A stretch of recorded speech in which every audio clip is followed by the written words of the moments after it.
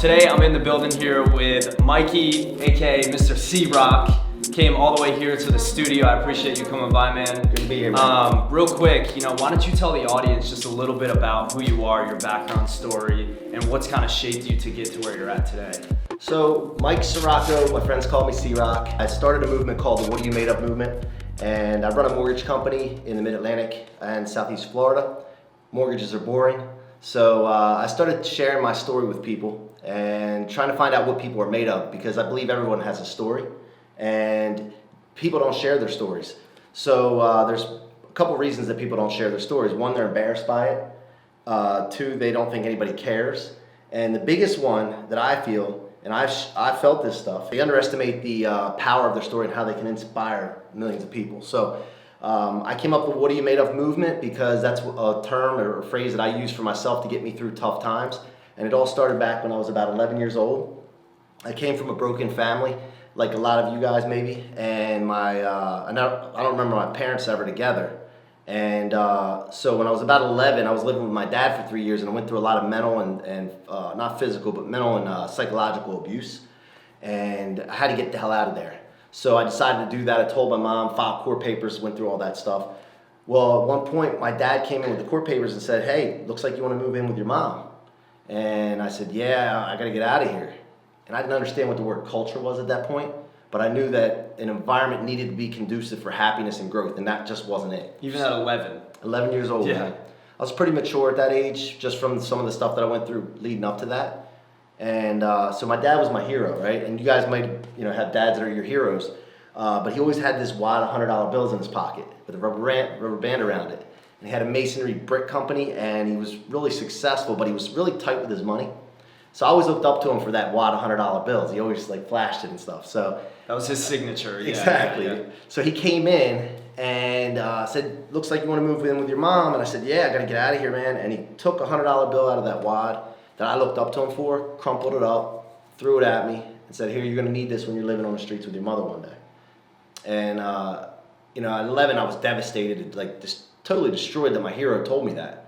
But I remember one clear thought that I had 30 some years ago, and I just thought to myself, I can't be the only one going through this. People have given up on other people, their dads have given up on them, and I was going to show people that you can get through something like that, and I was going to help people, one, by being a role model and showing how you can get through something like that. And this is at 11. I remember this as clear as day. And then the other thing was that I was gonna help people. I was gonna do something. I didn't know how or what, but then it took me till I was about 40 years old to figure it out. And so I started the What Are You Made Of movement to do that. Yeah, I mean, I can relate with you. I know other people can too, even in this room, just with the father figure. It's funny how it's always the father figure too, right? Like when I was 9, dad leaves, younger brother, step family, other brothers, mom, and it was just a mess. And I mean, to this day, he's just been in and out, said things that are just completely not acceptable, but you have to use it as that fuel and motivation, exactly. Right? To push forward and continue to find inspiration from it. And I think what you said too in the beginning of, sometimes you think your story is so generic or it's not that important. It's something that I don't really share often myself, because I personally just don't want people to feel like I'm using it for leverage in any sort of way, Yep. So I've kind of always just put it, down here and just not really talked about it, and just use it as that fuel inside. Yep. So. Well, and I thought that for years and years and years. And I'm 42 years old now. Yeah. You lose count after 40. But the thing is, one thing is that people feel like that, and I want to encourage people to get it out, because it's going to help other people. Yeah. Because you don't want to use it as a victim role, and I don't ever use it for that reason. But I want to help other people. When I started telling this story, it's amazing the amount of messages, phone calls that I've gotten from people telling me their story. They said that they wanted to share it, but they just didn't have an outlet. And so I'm just blown away by that now. And you were speaking it with confidence rather than that submissive, try and get people to buy in or feel bad for you. It was speaking in confidence of, hey, I want you to be able to relate to me. So, I think another thing too, what you mentioned is you wanted to figure out a vehicle to kind of be able to help people, right? Right. Now, a lot of times people have a hard time finding that vehicle. So for you, what was that vehicle? Because you always need the vehicle first before you can help people. Right. Sometimes people try and just help other people without having a vehicle. Right. Well, what I found is, and first of all, that story seems like it's ordinary to me because that's what I grew up in. I don't know any different. I don't know of like family togetherness, The right? picket fence. So when I didn't share the story, because that's normal to me, then I started realizing how powerful it was. So the vehicle, first of all, I try to help people all the time, but I never related it back to that until recently. And people weren't as receptive to me trying to help them. So I started using that, and now people are more open and receptive to it. And I started the What Are You Made Of podcast about a month ago, and have been putting my story out there for everyone to see, and things that have come from that story. And now I'm starting to have guests on there to tell their stories. And they're lining up to come on the show. Yeah, do you think being more transparent has also helped with the mortgage business as well? Absolutely, man. I mean, it adds credibility to us. It shows we're real people. And I work at Nations Lending. One of our taglines is making home loans human. So perfect alignment with that. Yeah. So tell us more about What Are You Made Of movement. So I'm going to push this thing as far as I can go. I want to make it a worldwide movement. It's gaining momentum. And my whole thing in any kind of business that we do is to get a snowball going. And if you think about a snowball, it starts small and it rolls in snow, it gets bigger. And even gravity can't stop it, because if you think about a snowball in a mountain of snow, it goes down. Gravity's pulling it. Usually gravity's a bad thing, but gravity builds a snowball up. Yeah. So I want to get a snowball going with it, share it with people, and just get everybody speaking about it and just going nuts with it, man, and use it in their life and their business. I know it's somewhat new, but what's the overall purpose, right? What's the 1 year target or 3 year target, or what's the goal for it? Is it strictly just to inspire people, or is there I know I see the apparel. What are some things you're going to be adding to the brand? Well, so here's the thing. So branding is important because it's business, right? And I want to monetize it to take care of my family. Yep. So there's, first of all, always help first. We have servant hearts, but then obviously we're going to monetize it, make a business out of it to take care of my family. And then once we're solid, then we can help other people too.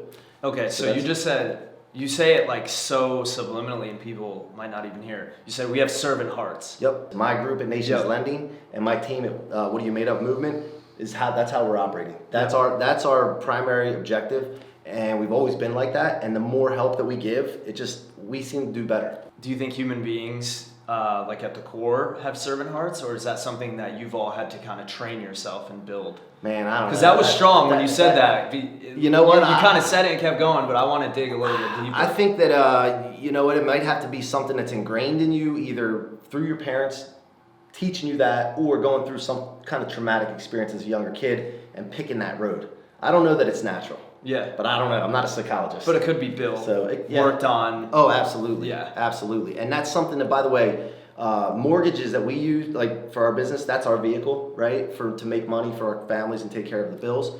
But we're really in the people building business. And that's the way I look at it. And then when the What Are You Made Of movement came about, it aligns perfectly with that. So my employees that work with me, we have 30 employees, we really work on building them as people in their profession and at home. If they're having kids at home, we want to make them better parents the best way we can. So that's something that we really focus on. And then the mortgages is just a it's a byproduct. Exactly. It's what fuels all of it. Do you know Brandon Dawson? Yeah. Okay, so he talks about personal and professional financial goals. Yep. Until I had met him and kind of started learning from him, studied a lot of sales tactics, and it was very transactional, right? Yep. We're all young guys here, and our mission was let's just get revenue so we can get this business growing, blah, blah, blah, and we kind of forgot about the people part of it. Absolutely, man. And so huge, man. And the business part is 30% of it. Yep. And then the the personal goals and all the other goals, how you're acting outside of work, how you're treating people, this, and this. Yep. What is your biggest advice so that you can kind of master all of those traits and get outside yourself a little bit so it's not transactional? Well, first and foremost, so I learned this back in 1998 from a mentor I had. And I always listened to him, but then I listened to Brandon talk about that. Grant talked about it too, as far as your people's problems or your money problems, their problems. So I started to relate that back to old messages and lessons I learned from my old mentor. And so really what it comes down to is having empathy for people, okay? And knowing that their problems that they're going through can affect the business anyway. So why just focus on transactional when all that stuff affects the transaction? From a customer and an employee standpoint? Both. No both matter, are- yeah, both, just humans both, in general. Both standards, yep. So we offer a lot of free advice to real estate agents that send us their business, or we're trying to build relationships with them on how to build their business and ways to attack their business. And it's just free advice that we give them to help them out to get started. And then all of a sudden, our business just starts blowing up naturally. We don't have to focus on growing the business as much. Yeah. It's crazy because we sometimes lose sleep at night focusing on trying to grow the business. Like you said, building every revenue. night. You've been there probably, right? I mean, And you probably still are to some extent, but Yeah. when you start focusing on the good things and the right things, all the other stuff starts to multiply. It's just it's a magical thing. So it's easier said than obviously done, and what's when it's done, it's all mental. Right. Your Right. thoughts and what you're thinking and then what you're saying. Mm-hmm. So what is your advice for being able to stay positive? And a lot of times people are out there, you know, if you're watching this, you're like, well, I need money. I need it to be transactional because I need money. Like I can't just be positive because that might not result in me getting more money. So what's your advice for kind of having that medium? Well, first and foremost, I always am very intentional with whatever I do. So, and I know Grant talks about writing your goals down every night, every morning, all that. I've already did that before. And when I wrote things down, they magically happen because it's like festers in your mind and starts to formulate every thought, vision, word, everything you do starts going towards whatever you wrote down, whatever your commitment is. So if you want to help people, write it down, commit to it, and write it down every single day. And again, I did that before, and that hearing Grant talk about it, it just reinforces it, and it gives me permission to do some of the things that I was already doing because it's like, oh, it works for really successful people. Yeah. Right? So my advice is to be intentional and write things down and make commitments to whatever it is you do, and you'll be successful. What are some of your daily goals right now, or weekly goals? Like, what do you tell yourself? Well, first and foremost, I'll tell you exactly what I write down every day. Honor God is the first thing I write down. Be Hui, which stands for Husband of the Year, and Fui, Father of the Year. My friends tease me because I'll say something I did at home, and they're like, "Oh, Husband of the Year." Yeah. Hui. So I write that down and I write down I am Husband of the Year. Because that matters to me, right? And so I want to remember that when I go to work and start getting into the trenches at work, I want to remember that part first.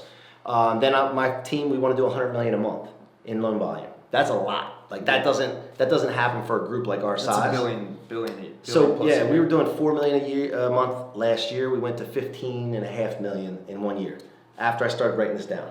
Me just personally, and then I told my team to do it, and then all of a sudden, 400% growth. The thought processes for everyone shift. It's amazing. The culture changed just because I started writing this down. And so that's one of the things I write down. The podcast, top 10 podcasts, that's written down. Best-selling book, Amazon, New York Times bestseller. That's in the works right now. The book, What Are You Made Of, with Mike C-Roc. I write down a lot of things. I want my wife's real estate business to take off, so I'm helping her with that. She's a realtor. So those are some of the things that I write down every day. Besides like physical stuff, I work out like crazy. I'm trying to get down to 190. I'm trying to get cut 190. I let that go, by the way. So there's some things in your life when you're focusing on things that you want to accomplish, some things sometimes slide. So I always like to do a self-assessment every week too. Yeah. And take a look at things and say, hey, what am I sliding on right now? Like I know that I'm human. I'm going to slide on some areas if I focus too hard. But if I do it once a week, I can keep that shift back. Keep it within it's not balance. Screw the word balance, but like I like to keep things in check. It's within a range, not a year goes by and all of a sudden you're way off. Yeah. Right on. So that's my advice. So what is it? Maybe a month ago, I think we started working together. Maybe a few weeks ago, even. Yeah. Mm-hmm. So we got coffee, met through social media. Yeah. Yeah. Through. It's got to be through Grant's network. Yep. Somehow. Yeah. The 10X just movement. connected through a direct message. Brandon got connected with you, and then we all met up and got coffee. Yep. Power of social media.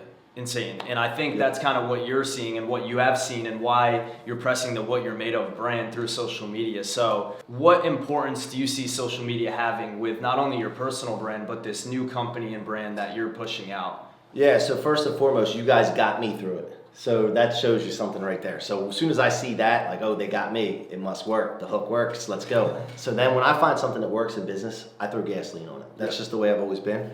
So our company, Nations Lending, is very good at social media as far as getting like home buyer leads and things like that. and branding is good as well, but I don't think that they push it hard enough. So individually, I've been telling my team, we got to get out on social media. We got to get known. The more you're known, the more money that we're going to make, the more business, the more help we can help. So I started doing it as a role model, actually. I started just doing like you did with the goals, though. Exactly. I was telling them to do it, and I'm like, well, how can I tell you to do it and be good at it if I'm not doing it myself? Yeah. So I started making a commitment. I wrote it down, and every day I do it because I want them to see it. And so if they can see it, or if they can't see it, nobody else out in the world can see it. You're using your team as motivation for you to actually push every single day. Absolutely. Like Right you on. want an audience Yep. so that you can perform and show up every day. I need results from what I'm doing. Yeah. So they can see it and they're like, oh shit, he does know what he's talking about. 100%. That's what it's all about. So and so the other thing is my son's watching, my wife's watching, my daughter's watching, everybody's watching. Not like Big Brother watching, but people watch you all the time, and you got to realize that. So when you have a decision that comes your way, and you're like, should I do that or should I not? And doing it's the right thing, you got to remember people are watching to see what decision you make. Yeah. So that's what's always running in my head. And a lot of the stuff that I talk about on my podcast or I'm saying here is stuff that I beat in myself all the time, man. I'm hard on people, but I'm harder on myself. Yeah. So that's the motivation behind it. I want to be a role model. And it goes back to that story, remember, if I told you, is that I want to help people, show them that they can get through things. And so when your father gives up on you and you can make it and be successful and more successful than he is, then it lines up with all the other things. Hey, guys, do social media. The realtors will see it. Your buyers will see it. If you're more known, you're going to sell more loans. Okay, they don't want to do it. Okay, I'll do it and show you. Yeah. So. Yeah, I mean, it's a no-brainer to me. You know, social media, it's the only place where you can go actually connect and be seen by hundreds, if not thousands of new people, you know, sometimes even hundreds of thousands. I think the internet and social media, it's still very young and it's still developing, and people have a hard time understanding that they really can be seen by hundreds of people. Yep. Just because they're not liking your stuff or messaging you does not mean they're not watching. Right on, that's exactly. And people will watch you for months, years before they take action themselves on doing something with you. I've seen it hundreds of times over the last 4 years. You've probably done it yourself. Yeah. And even with the brand, you know, like people are like, hey, I've been following you for 3 years. I want to do something with you. Yep. 3 years. Yep. You know, imagine if you gave up on it and that connection or partnership never happened. So the other thing I want to point out is I stood in front of realtors and I would try to put events on, and one realtor sometimes would show up and then 50 realtors and then 3, this and that. And I'm like, dude, why am I doing this? I get on social media, I'll pop on my computer, right? I'll pop up live video on Facebook and all these watchers start coming up. And I didn't even have to plan the event. Yeah. So I'm like, this is stupid. Why am I doing these in person? Now I'll still do those, but more strategic. This is like a no-brainer. Then when I post something and let's say 10 people see it, 10 people. It's just like having an event that I planned out and only 10 people showed up. Of course. So that's the way I was looking at it. And then the other thing people make a mistake on is if they post something one time and they think that people saw it, they don't post it again because they think everybody saw it already. Yeah. And so I'm thinking to myself, you know what? I'd rather post it 4 or 5 times, the same exact thing, and let people that see it 4 or 5 times be annoyed by it, and more people see it. Than to miss out on people that maybe not. Exactly. We are so in the trenches every day of what we do, right? Like, you're very aware of what you're doing. I'm very aware of what I'm doing. We forget, though, that the people watching us, they don't know what it is that we do. Right. Even if we tell them 1, 2, 3, 4, 5 times what it is that we do, Yep. they still don't fully understand or will remember. People are being sprayed from thousands of things a day, right? Exactly. And they're seeing so many different things. So showing up every day on social media is so important. It's something that we all have to get better at. Like, you and I should both be on TikTok. We should both be putting up, we both need to be doing more. Right. We both need to be putting out more content. Well, and one thing that I do when I work with someone, and I'm paying you guys to work for me, right, is I wake up in the morning thinking of this. I want to be a case study for you. Like my thing, anytime I work with Cardone University, I told them the same thing. I have a lady I'm publishing right now for my book. I want to make you guys look good. Yeah. And that's my duty to do that. So I wake up thinking that every single day. I'm paying you to do this, right? But in turn, I feel like I'm working for you guys and I'm pumping for you guys, because if you guys are successful, that means I'm successful. Does that make sense? That's an interesting outlook. Most people don't look at it like that. A lot of times Whether, I think a lot of service-based businesses, right, when people hand over money, they think, okay, well, they'll just get it done, right? It's kind of that traditional, like, I'll hire a marketer and he'll just do it for me. Yep. You're kind of the opposite. You're like, okay, now that I've invested, I got to show up more now. I got to put more effort in. So what would you recommend to people that maybe if they're not even working with a team, or if they're looking to work with a team, you know, or they're launching a brand new brand, what is that piece of advice? Well, first of all, you always have to look for win-win situations, right? You can't have it one-sided. It's not going to work. I don't care if you're paying money for someone to do it. You still need to be involved and engaged in it. If you're not, it's not going to work. And you're just leaving things out on the table. That's number one. And number two, if you're doing things by yourself and you're afraid of investing money into someone, you're thinking, I'm not going to give somebody else money. You're really talking about yourself. Like, I'm not going to give myself money. Because what you're doing is investing in yourself, your brand, your business. And it's not going to grow. There's no way it's going to scale or grow unless you do that. So I always recommend people start with one, hire somebody before you think you're ready. Yep. Every single time, and I've done it and it works. So with social media, because it's not a stock market, right? It's not a Forex exchange market, put in $100, get $200 back. How do you view the investment when you put money into your personal brand? I mean, you know, you can look at ROI if you want to with some things, but as long as I'm engaged and I start to see some kind of growth or some kind of indicator that it's working, there's got to be some kind of the snowball effect. Yeah. There's got to be some kind of momentum being built. If it's not, then you just stop and you redirect, or you make sure that you look in the mirror and make sure, am I engaged enough in this? Am I doing what it takes to help make this successful? Because you guys can do the best job that you want in the whole wide world, and if I'm not engaged and I'm not doing what I'm supposed to be doing, it doesn't work.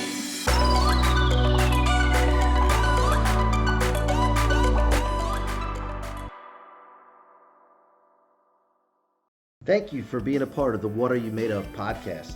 So that you don't miss future episodes, please rate and subscribe to the What Are You Made Of podcast on your favorite listening or viewing apps, and follow me on your favorite social media platforms. I would love to hear your stories of past experiences and engage with you further.